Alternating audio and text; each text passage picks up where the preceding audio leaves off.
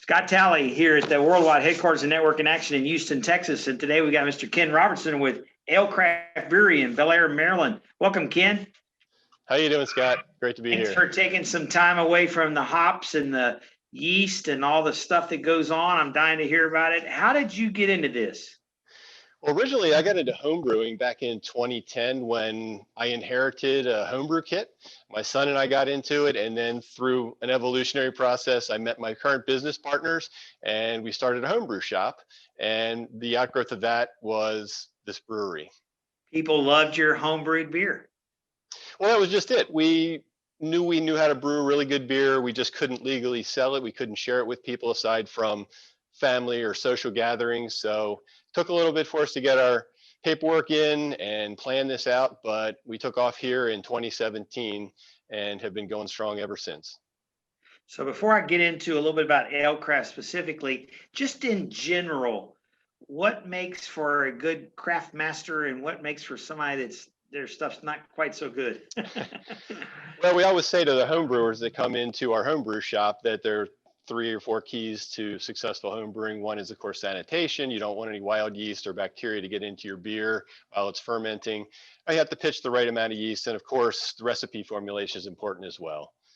But I would say sanitation is one of the keys, just because once you brewed the beer, you spent all that time, you've invested the time and the money in your ingredients. And if you get wild yeast or bacteria into your batch because you haven't cleaned your equipment and sanitized it, you may end up having some off flavors, which are never good. Very interesting. One of the things I love about your industry, because I'm all into networking and relationships, one of the things I love about your industry is y'all are very supportive of each other, aren't you?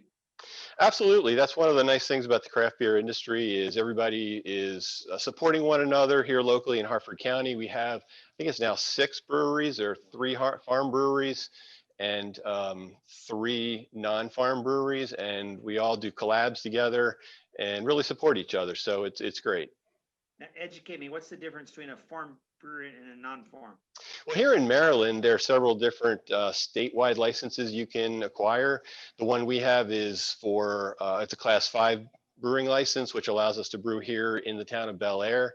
A farm brewery is really intended to encourage farmers who are looking to expand their business in a different direction to invest in growing barley or hops or some other ingredient that they can then incorporate into their business as part of the recipes for their beer and then serve that beer on their farms. And it's turned into a big hit because people really love to go out on a weekend afternoon with their kids, enjoy the outdoors, maybe sit outside, have some great craft beers and some food from a food truck, and it's just a great experience.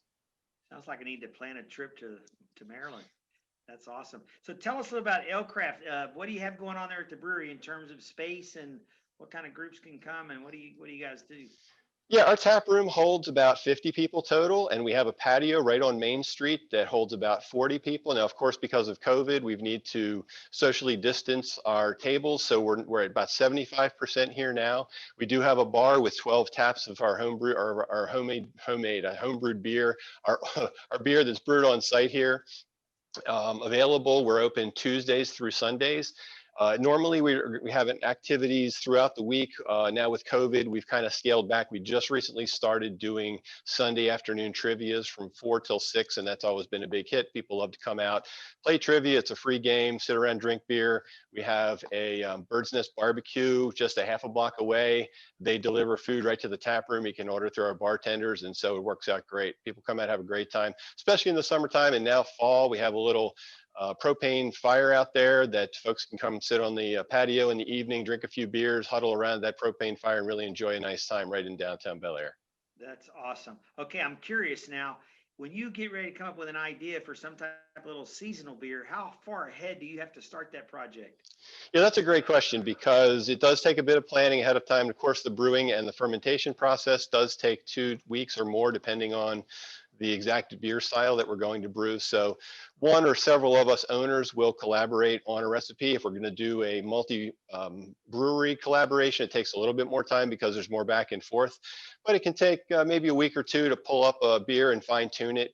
Then of course, with ordering all the supplies, we have to make sure that we have those in stock. If by chance we pick a style that requires a specialized grain, We do have a great selection of all the grains in our homebrew shop, which is our other business. It's located here on premises. So we do have access to many different grains from Belgium, Germany, United States, the United Kingdom. So our beers are brewed authentically with the actual grains that come from those countries. So when we brew a German Pilsner, we're using Weyermann German Pilsner malt. If we're brewing an English beer, we're going to be using those United Kingdom malts, which makes it just a totally authentic beer. And not all the breweries have the luxury of having access to all the different grains. Wow, that really is a real differentiator. So Ken, how do we reach you by phone or email?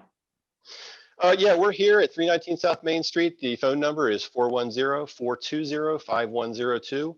Our website is www.alecraftbrewery.com, all lowercase, all one word.